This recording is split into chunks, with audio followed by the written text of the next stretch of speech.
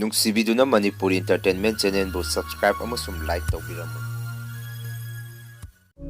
ꯃꯌꯥꯝꯕꯨ ꯑꯍꯥꯟꯕꯃꯛꯇꯗ ꯏꯀꯣꯛꯅꯣꯅ ꯈꯨꯔꯨꯝꯖꯔꯤ꯫ ꯉꯁꯤꯁꯨ ꯃꯌꯥꯝꯒꯤ ꯉꯥꯏꯍꯥꯛꯇ ꯑꯣꯏꯔꯕꯁꯨ ꯄꯣꯊꯥꯅꯕ ꯍꯥꯏꯗꯨꯅ ꯔꯤꯌꯦꯜ ꯍꯣꯔꯔ ꯁ꯭ꯇꯣꯔꯤ ꯑꯅꯧꯕ ꯑꯃꯃꯨꯛ ꯃꯌꯥꯝꯒꯤꯗꯃꯛꯇ ꯄꯨꯗꯨꯅ ꯂꯥꯛꯆꯔꯤ꯫ ꯑꯗꯨꯗꯤ ꯃꯌꯥꯝ ꯋꯥꯔꯤ ꯑꯁꯤ ꯍꯧꯅꯕ ꯇꯧꯖꯔꯒꯦ꯫ ꯋꯥꯔꯤ ꯑꯁꯤꯕꯨ ꯂꯥꯟꯊꯣꯛꯆꯈꯤꯕ ꯃꯇꯝꯗ ꯁꯣꯏꯈꯤꯕ ꯂꯥꯟꯈꯤꯕ ꯌꯥꯎꯔꯕꯁꯨ ꯃꯌꯥꯝꯅ ꯉꯥꯛꯄꯤꯌꯨ꯫ ꯋꯥꯔꯤ ꯑꯁꯤ ꯉꯁꯤꯗꯒꯤ ꯃꯇꯝ ꯈꯔꯒꯤ ꯃꯃꯥꯡꯗ ꯑꯁꯦꯡꯕ ꯊꯣꯛꯈꯤꯕ ꯊꯧꯗꯣꯛ ꯑꯃꯒꯤ ꯋꯥꯔꯤꯅꯤ꯫ ꯃꯇꯝ ꯑꯗꯨꯗ ꯑꯩꯅ ꯂꯩꯔꯤꯕ ꯈꯨꯜ ꯑꯁꯤꯒꯤ ꯏꯕꯨꯙꯧ ꯏꯕꯦꯟꯙꯧ ꯑꯅꯤꯃꯛ ꯂꯥꯏ ꯌꯥꯝ ꯀꯟꯅ ꯍꯔꯥꯎꯔꯝꯃꯤ꯫ ꯑꯗꯨꯒ ꯑꯩꯒ ꯍꯦꯛ ꯄꯣꯛꯃꯤꯟꯅꯕ ꯑꯩꯈꯣꯏ ꯗꯗꯥꯒꯤ ꯃꯆꯥ ꯑꯅꯤ ꯂꯩꯔꯝꯃꯤ꯫ ꯃꯃꯤꯡꯅ ꯁꯤꯂꯩꯕ ꯑꯃꯗꯤ ꯇꯣꯟꯇꯣꯟ꯫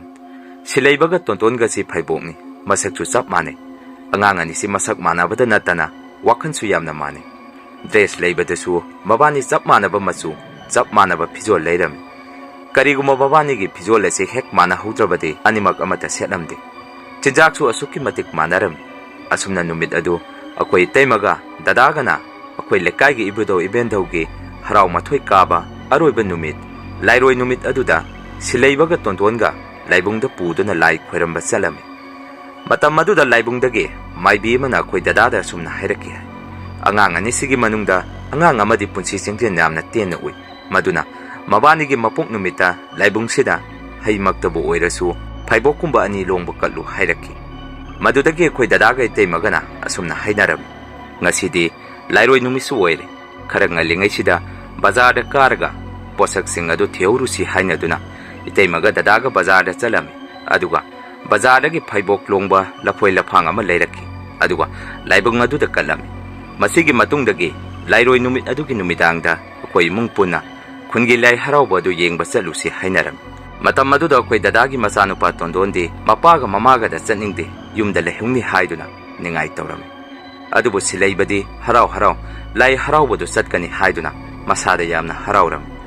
ꯅꯨꯃꯤꯠ ꯑꯗꯨ ꯑꯩꯈꯣꯏꯁꯨ ꯌꯥꯝꯅ ꯉꯛꯑꯝꯃꯤ꯫ ꯃꯔꯝꯗꯤ ꯑꯉꯥꯡ ꯑꯅꯤ ꯑꯁꯤ ꯊꯥꯏꯅꯗꯒꯤ ꯍꯧꯅ ꯑꯃꯅ ꯆꯠꯄꯗ ꯑꯃꯅ ꯑꯗꯨꯝ ꯏꯟꯅꯩ꯫ ꯃꯕꯥꯅꯤꯒꯤ ꯃꯔꯛꯇ ꯑꯃꯅ ꯄꯥꯝꯂꯦ ꯍꯥꯏꯔꯛꯑꯕ ꯄꯣꯠꯁꯛ ꯑꯁꯤꯗꯤ ꯑꯃꯗ ꯍꯪꯗ꯭ꯔꯒꯁꯨ ꯑꯗꯨꯝ ꯌꯥꯔꯝꯃꯤ꯫ ꯇꯧꯕꯇꯕꯨ ꯅꯨꯃꯤꯠ ꯑꯗꯨꯗꯤ ꯁꯤꯂꯩꯕꯅ ꯆꯠꯅꯤꯡꯉꯤꯕ ꯑꯗꯨꯒꯨꯝꯅ ꯇꯣꯟꯇꯣꯟꯗꯤ ꯆꯠꯅꯤꯡꯕ ꯄꯣꯛꯂꯝꯈꯤꯗꯦ꯫ ꯅꯤꯡꯉꯥꯏꯁꯨ ꯌꯥꯝꯅ ꯇꯧꯔꯝꯃꯤ꯫ ꯃꯗꯨꯗꯒꯤ ꯑꯩꯈꯣꯏ ꯏꯃꯥꯅ ꯗꯗꯥꯒ ꯏꯇꯩꯃꯒꯗ ꯑꯁꯨꯝꯅ ꯍꯥꯏꯔꯝꯃꯤ: ꯇꯣꯛꯑꯣ, ꯏꯁꯨꯅ ꯆꯠꯅꯤꯡꯗ꯭ꯔꯦ ꯍꯥꯏꯔꯕꯅꯤꯅ ꯅꯈꯣꯏ ꯑꯗꯨꯝ ꯍꯧꯅꯔꯒ ꯆꯠꯂꯨꯔꯣ꯫ ꯏꯁꯨꯒ ꯑꯩꯒꯗꯤ ꯌꯨꯝꯗ ꯂꯩꯍꯧꯔꯒꯦ ꯇꯤꯚꯤ ꯌꯦꯡꯉꯒ ꯍꯥꯏꯔꯛꯈꯤ꯫ ꯏꯃꯥꯒꯤ ꯋꯥꯐꯝ ꯑꯗꯨꯗ ꯗꯗꯥꯒ ꯑꯩꯈꯣꯏꯁꯨ ꯌꯥꯗꯨꯅ ꯂꯥꯏ ꯍꯔꯥꯎꯕꯗꯨ ꯁꯤꯂꯩꯕ ꯄꯨꯔꯒ ꯑꯩꯈꯣꯏ ꯄꯨꯂꯞ ꯌꯦꯡꯕ ꯆꯠꯂꯝꯃꯤ꯫ ꯃꯇꯝ ꯑꯗꯨꯗ ꯑꯩꯗꯤ ꯏꯃꯥꯟꯅꯕꯁꯤꯡꯒ ꯂꯥꯏ ꯍꯔꯥꯎꯕꯗꯨ ꯌꯦꯡꯗꯨꯅ ꯂꯩꯔꯤꯉꯩ ꯑꯩꯈꯣꯏ ꯗꯗꯥꯅ ꯑꯩꯕꯨ ꯀꯧꯔꯛꯈꯤ꯫ ꯑꯩꯁꯨ ꯀꯩꯗꯧꯕ ꯌꯥꯎꯔꯕꯖꯥꯠꯅꯣ ꯍꯥꯏꯗꯨꯅ ꯗꯗꯥꯒꯤ ꯃꯅꯥꯛꯇ ꯆꯪꯉꯒ ꯀꯩꯗꯧꯔꯒꯦ ꯗꯗꯥ ꯍꯪꯉꯝꯃꯤ꯫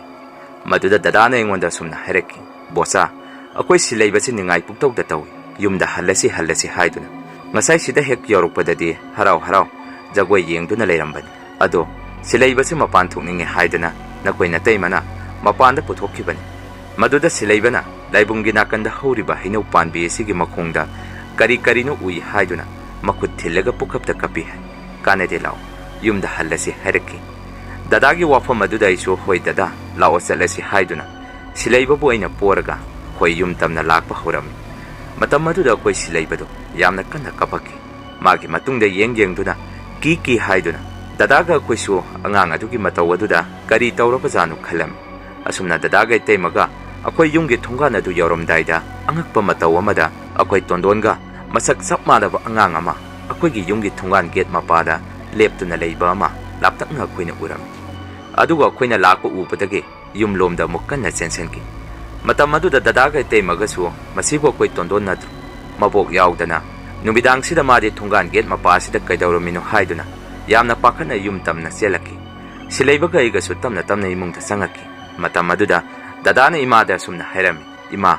ꯀꯔꯤꯒꯤꯅꯣ ꯇꯣꯟꯗꯣꯟꯁꯦ ꯅꯨꯃꯤꯗꯥꯡꯁꯤꯗ ꯊꯣꯡꯒꯥꯟ ꯊꯣꯛꯍꯜꯂꯤꯗꯤ? ꯏꯃꯥꯅ ꯀꯔꯤꯃꯠꯇ ꯈꯪꯍꯧꯗ꯭ꯔꯕꯣ ꯍꯪꯉꯝꯃꯤ꯫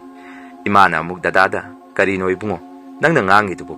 ꯏꯁꯨꯗꯤ ꯉꯁꯥꯏꯗꯒꯤ ꯅꯣꯏ ꯂꯥꯛꯄ ꯉꯥꯏꯕ ꯑꯣꯏꯅ ꯑꯩꯒ ꯇꯤꯚꯤ ꯌꯦꯡꯉꯝꯕꯅꯤ, ꯍꯧꯖꯤꯛꯇ ꯇꯨꯝꯅꯤꯡꯉꯛꯑꯦ ꯍꯥꯏꯗꯨꯅ ꯐꯃꯨꯡꯗ ꯑꯩꯅ ꯊꯥꯡꯖꯜꯂꯝꯕꯗ ꯉꯥꯏꯔꯤ꯫ ꯊꯥꯖꯗ꯭ꯔꯒ ꯏꯃꯥꯒꯤ ꯐꯃꯨꯡꯗ ꯌꯦꯡꯉꯨꯁꯨ, ꯏꯁꯨꯗꯤ ꯅꯨꯡꯉꯥꯏꯅ ꯇꯨꯝꯍꯧꯔꯤꯕꯅꯤ ꯍꯥꯏꯔꯛꯈꯤ꯫ ꯏꯃꯥꯒꯤ ꯋꯥꯐꯝ ꯑꯗꯨꯗ ꯗꯗꯥꯒ ꯑꯩꯈꯣꯏꯗꯤ ꯄꯨꯡꯉꯛ ꯉꯛꯑꯝꯃꯤ꯫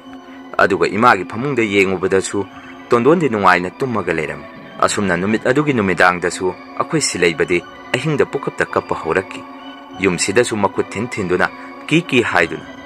ꯏꯃꯥꯅꯁꯨ ꯑꯩꯈꯣꯏꯗ ꯉꯥꯡꯕ ꯍꯧꯔꯛꯈꯤ: ꯀꯔꯤꯒꯤꯅꯣ ꯅꯈꯣꯏꯅ lairoi numit asida lai harauba yengba chatlidi angang asigi matungda lai aphataba inarak karino ma tawre haiduna numidang adude imana khujulekam haugatlaga yumgi akoibadu humtoami aduga thunganda imana khujulekam adu thamba thorakpada akhoi yumgi gate adu karino kanano khangdaba masak udaba miyoy amana khongpakna kaurukpagi mawongda gate adu kaukhairakki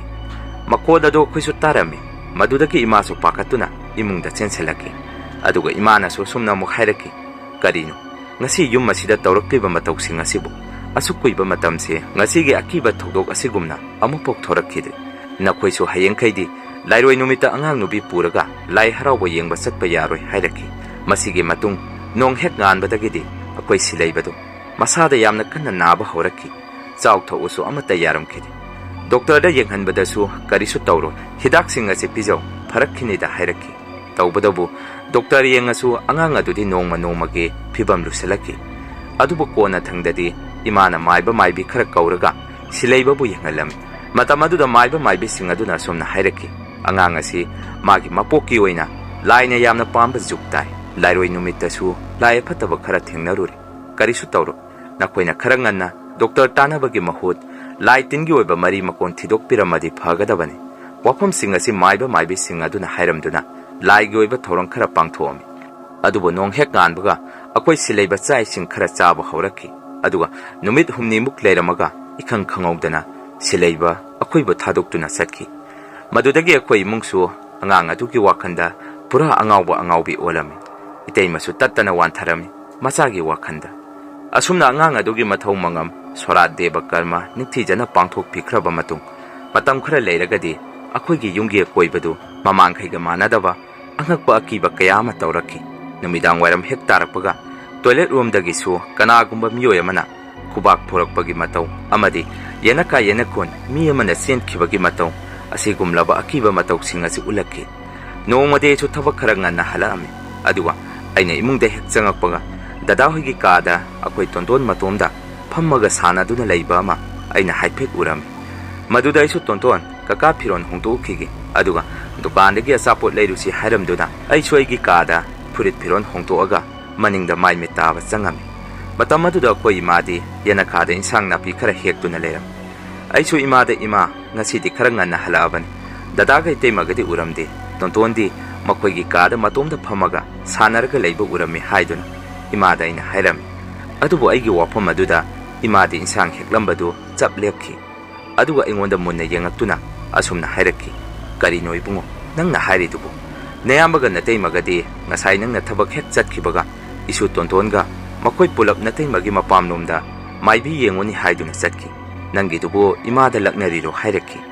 matamaduda isu imada ima aina ima laknaba nati imana ai laknaba oiramgani matang sade phagido hairamduna aisu maimi taba loiraga aigi kadagi paisa yawbo beg adu lokthoaga dadagi kada tondon bu lawbo sangami matam maduda koi tondondi dadagi kada leramdi madudagi aisu sumangdaga sanaram basu yai haiduna amuk mapanda thoktuna tondon bu koiti thirami maduda so koi tondondi yungi koibada leiba uramdi matam maduda aisu imana ngasai harikiba wapam singadu khangning ningsingaki aduga aigi isa pumba tu songkhalaki aigi mataw aduda imana so aigi nakta sangaktuna sumna mo hairaki ibungo nangi wakhanna oiramganida isude nya ngasai na so haikre mamaga mapaga na pukre wapam singasi imana ingonda hairakduna numid adu akoi ma aigi nakta phamduna yamna kapam aiso numid adugi angakpa akiba mangum laba mataw aduda isa pumba kitik kirungum tawraga chaiching sabasu amata yaramde matam khara leiragadi amuk akoi tondon su matumda sanaduna leiringai kanagumba masak udaba miyoy amaga magi manakta leiminaduna mabani paw phawdok phajin tawraga sanaminabagi mong mataw amasu akoina uba horaki angang adu nongma nongmagi machinda choron pharon purunda lonba amadi magi chak charamdai matamdasu chak adu loina charamdi tangkhai ama charaga tangkhai ama na mapanda hekta puthoki matam aduda koigi mungso sumna hainaram laikhidraba sileibagi thawai adu yum masida leiriba mali matam pumbada tondon bu kokthokuna sanari basi aphaba oiroi hainaram asumna ahing nongyai dasu tondon su phuk laungna hawgalaktuna mapanda thoga sanage haiduna matam pumbada kappa horaki adubu nongmadi akoi yumda dadagi mamana bakhara lakpadagi akoi su wari watai tawduna ngahak phamduna leiram Matam maduda akhoi lekai gi ine amana tondon bu pammaga yamna pakhana akhoi gi imung da sangaki aduga tondon gi masa pumbasu ising da tarubu gi mawngda pungchot chotlami akhoi su mataw adu da pakhatuna ine aduda tondon se kaidawrage ine haiduna hangam maduda akhoi lekai gi ine aduna sumna khumaki nakhoi gi imung asibu angang asi karimata senadrabu aina pukri da ising sokpa chatpada angang asi angakpa mataw amada ikang khangawdana pukri manungdagi phawgali aide matam aduda angang asi sire haiduna pakhat urabani aduna aichu pukri aduda kumtharaga angang asi lakhot pirakpani nakhoi gi yum asidagi asuk lamna akhoi gi pukri tamna angang asi mataw karamna laibano hairaki matam aduda akhoi chu punganga karino hujida akhoi mayam gi marakta sanaduna leirambani mataw karamna madi pukri du tamna salamino hainaram aduga dadana tondon da sumna hangami tondon nangdi kanaga pukri du da chatli haidun dadagi wafam aduda akhoi tondona sumna khumaki baba dadana ibu khutsingaga pukri da kauthai dadaga chatpani hairaki madudaki akhoi so masidi kuithaba phararo khudong thiba taraktrngai maiba maibi tana horage haiduna maibi ema akhoi ge yum maduda kauraga yenghalam matam maduda maibi aduna khoida sumna hairaki angang asi dasa chawba ma lankre ngasi nongnini gi mamangda angang asi gi thawai longnaba laikhidraba mayambaduna magi matung queen inaduna koisang sangaga leiram adubu nakhoina matam kharagi mamangda aigi inakta laktuna aingonda sadongiba aigi yumda lasariba isora du khoirambagi angang asi thawai hingauban magi masada su aina sembikiba jantra dusu yauriba natra hairaki wafam aduda dadasu hoima imana sembirakpa jantra du isagi masada sibi khrabani hairam asumna maibi aduna tondona pukri da phawgalakiba mafam aduda magi thawai miren kokhatpiduna yumda lai gi oiba thoram pangthoami matam aduda tondon masada maibi aduna inna mana kupsanduna laikhidraba mayambagi thawai adu kauduna tondon ga wari sana halam maduda maibi aduna tondonda nayambana kari kari hairi hangami matam aduda tondona sumna khumaki dadana aingonda kupsalise haido ma changaki hairaki tawbadaba tondongi masada kupsalibadu in machet khara kakthalaga maibi duna